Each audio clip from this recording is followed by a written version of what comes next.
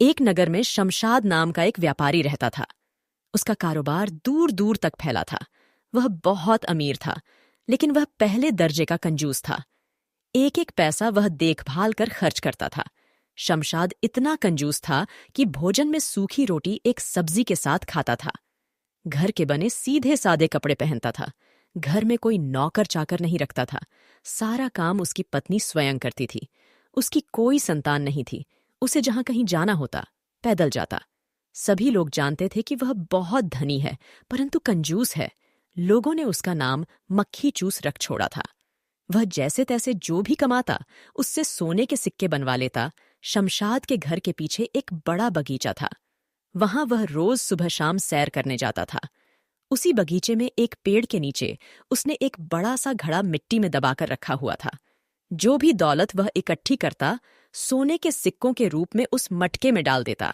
शाम हो जाने पर वह घर में केवल एक दिया ही जलाता था। यदि उसे या उसकी पत्नी को घर के किसी दूसरे कोने में काम हो, तो उसे वही दिया उठाकर ले जाना पड़ता था। शमशाद अपनी जोड़ी हुई दौलत के बारे में किसी को नहीं बताता था। यहां तक कि उसकी पत्नी को भी इस बात का आभास न था कि उसका पति इतनी दौलत इकट्ठी कर रहा है। वह समझती थी कि उसके पति का कारोबार मंदा है।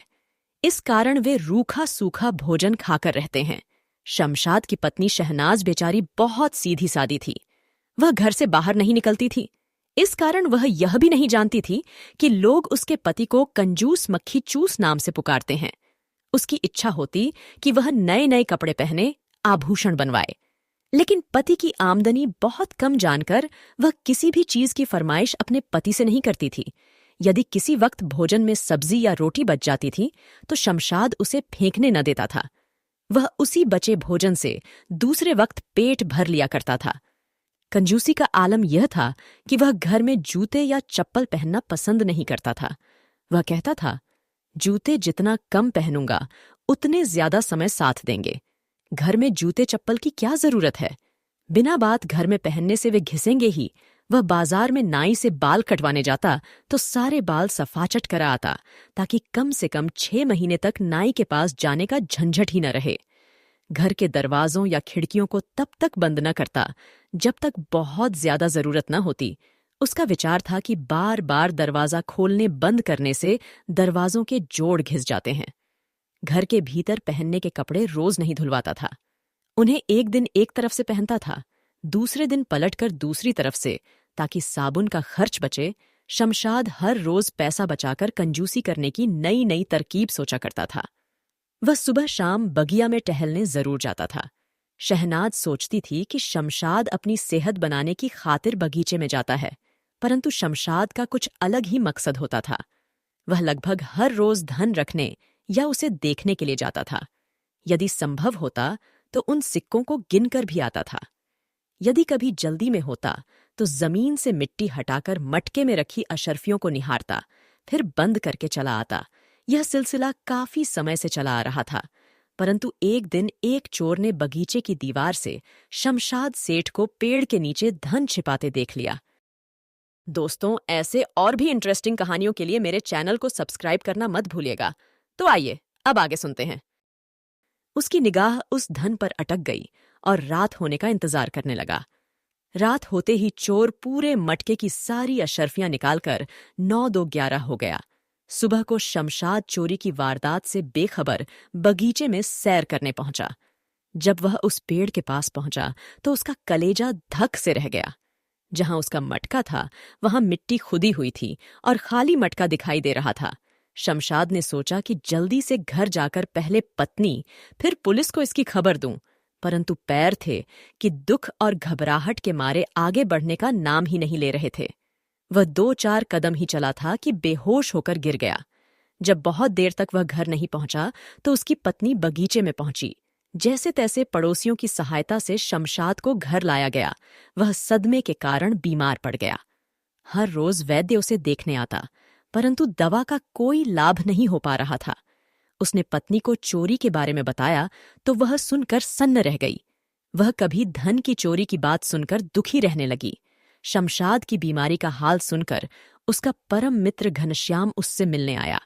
जब उसने मित्र की आप बीती सुनी तो वह समझ गया कि शमशाद की बीमारी का कारण धन की चोरी का सदमा है। उसने तुरंत वैद्य का इलाज बंद करा दिया। घनश्याम शमशाद से बोला, तुम जानते थे कि तुमने धन कहाँ रखा है। यह बताओ कि तुम उस धन को क्यों इकट्ठा कर रहे थे। शमशाद बोला, अपने लिए। घनश्याम बोला, अपने लिए? अपने लिए कैसे? तुम अपने लिए तो धन खर्च करते ही नहीं थे। शमशाद बोला, अपने भविष्य के लिए धन जोड़ रहा था, ताकि जब मैं बूढ़ा हो जाऊं तो वह धन मेरे काम आए, और यदि इस बीच मुझे कोई संतान हो जाए तो संतान को मेरी संपत्ति और खजाना मिल जाए। घनश्याम बोला, जब तुम इस उम्र में उस धन का उपयोग नहीं कर रहे थे तो बुढ़ापे के लिए उसका मोह कैसा? अच्छा, अब मेरा कहना मानो और भूल जाओ कि तुम्हारा धन चोरी हुआ है। जैसे रूखा सूखा खाते थे वैसा ही खाते रहो, जैसे सादे कपड़े पहनते थे वैसे पहनते रहो। शमशाद जल्दी से बात काटते हुए बोला, यह कैसे हो सकता है? मेरा धन तो चला ही गया, मैं कैसे शांत रह सकता हूं? घनश्याम ने एक बार फिर अपने मित्र को समझाने का प्रयास किया।